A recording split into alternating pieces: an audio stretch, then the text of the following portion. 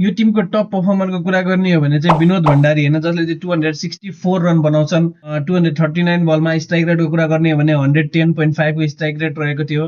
Almost 30 को average पनि रहेको छ होइन। डक्स 2टा 0मा पनि आउट भएका थिए र किपिङ पनि एकदम राम्रो थियो होइन। तर विनोद भण्डारीले चाहिँ एउटा म्याचमा एकदम खतरा रन हानेर त्यसपछि प्रेसलाई गएर चाहिँ के भन्छन् भने मैले चाहिँ के भन्छ अरे सबै टुर्नामेन्ट डोमेस्टिकमा चाहिँ एकदम खतरा गरिरहेको हुन्छ, तर पनि मलाई टिमले सेलेक्ट गर्दैन होइन। तर के हुन्छ भने टिमले चाहिँ किन सेलेक्ट गरिरहेको छैन भन्दाखेरि चाहिँ विनोदलाई अलरेडी टिमले सायद इनफ चान्सेसहरू दिइसकेको छैन र विनोदले चाहिँ नेसनल टिममा चाहिँ भनौँ या के भन्छ अरे डोमेस्टिक टुर्नामेन्टहरूमा भनौँ या एकदम राम्रो गरिरहेको हुन्छ होइन। सबै डोमेस्टिकको जति पनि टुर्नामेन्ट छ सबैमा राम्रो गर्छन्, तर इन्टरनेसनलमा गएर चाहिँ सम्भव विनोदले राम्रो चाहिँ गर्न सक्दैनन्। र प्लस नेपालको कन्टेक्समा भन्ने हो भने अहिले कुशल भुटेल र आसिफले चाहिँ राम्रै गरिरहेका छैनन् कम्पेरिटिभली भन्ने हो भने।